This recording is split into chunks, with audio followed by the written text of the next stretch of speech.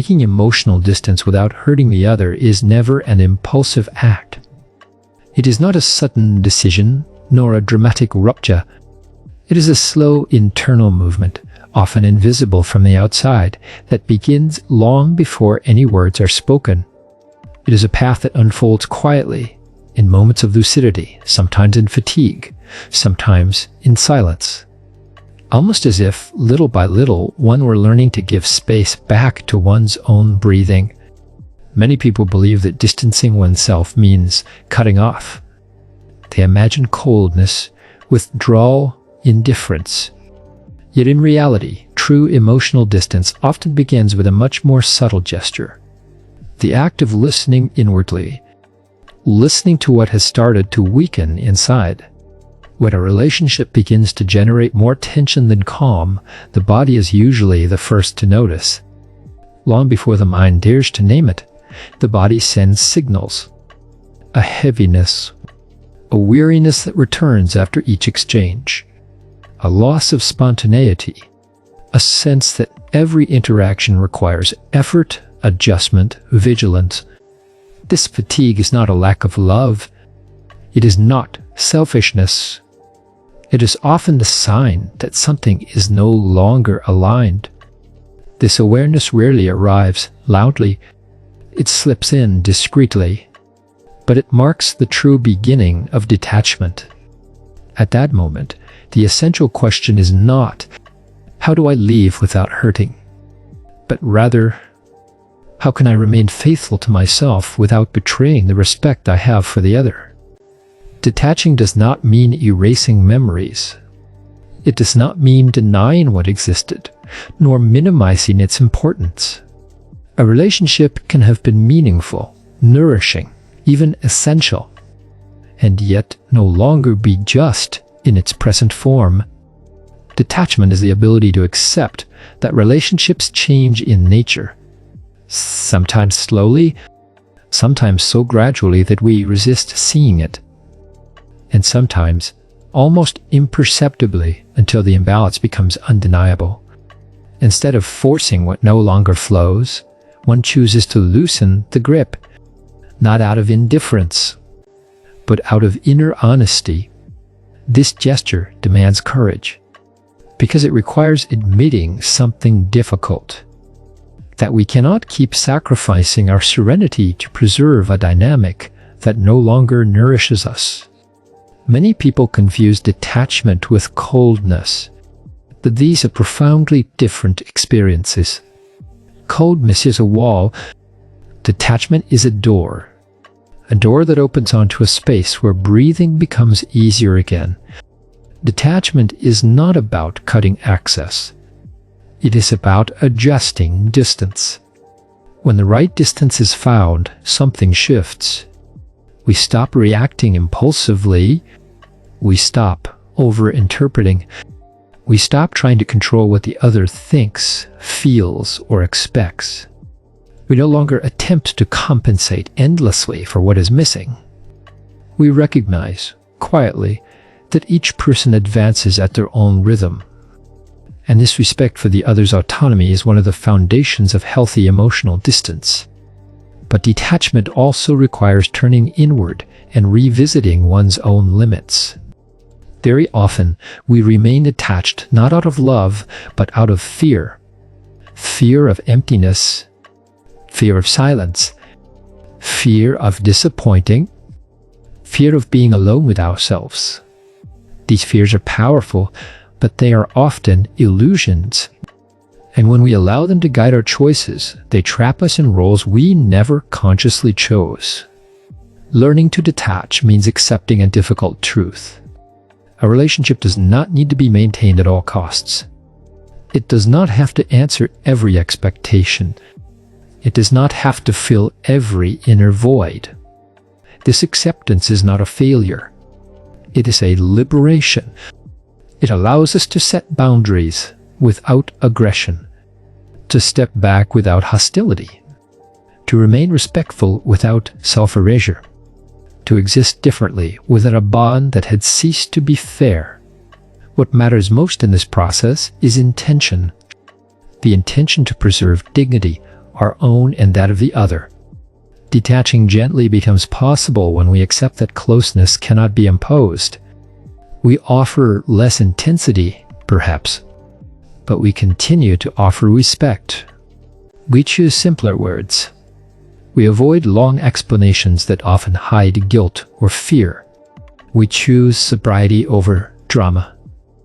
And slowly, something changes. The emotional charge diminishes. Breathing becomes more fluid. The relationship finds a new balance. Sometimes lighter, sometimes more distant, but more truthful. One of the most delicate aspects of emotional detachment is understanding this. We do not step back to hurt. We step back to avoid prolonging an imbalance that would eventually harm both. When we stay too close to a relationship that has become heavy, we begin to force ourselves. We offer gestures that are no longer spontaneous. We mask emotions. We maintain a presence that is no longer fully sincere. This inner dissonance is exhausting, and paradoxically, it often wounds more deeply than distance itself. Stepping back then becomes a way of protecting what remains of the relationship's integrity. There is also a common misconception that detachment means a definitive withdrawal. In reality, it is often a reorganization. We reassess the place the other occupies in our inner life, not to diminish them, but to prevent the relationship from invading the entire inner space. This reorganization requires clarity, the courage to name what has become too heavy, the honesty to admit what can no longer continue as before, the decision to stop feeding dynamics that pull us apart internally. Such choices are rarely made in noise. They emerge in calm reflection, sometimes late at night when fatigue lowers our defenses and truth surfaces. Stepping back also restores lucidity. When we are too emotionally involved, signals blur. We confuse kindness with sacrifice, patience with renunciation, loyalty with forgetting ourselves. A slight distance sharpens perception. We begin to see what we truly feel and what we were doing out of habit, fear, or guilt. This lucidity is not cold. It is gentle. We stop expecting the other to repair what is lacking inside us. We stop despairing at their silences. We stop turning every detail into proof or threat. Detachment restores emotional breathing. It also allows us to accept that we do not need to explain everything. Many people exhaust themselves trying to justify their need for space. Yet often, a simple sentence is enough. I need a little distance to regain my balance. This is not rejection. It is a boundary. When respect still exists, such honesty is received as healthy, and if it is not, that response itself reveals something important about the relationship. Emotional detachment does not erase attachment. It transforms it. Sometimes it opens the way to a calmer relationship. Sometimes it confirms that paths must diverge naturally. In both cases, dignity is preserved.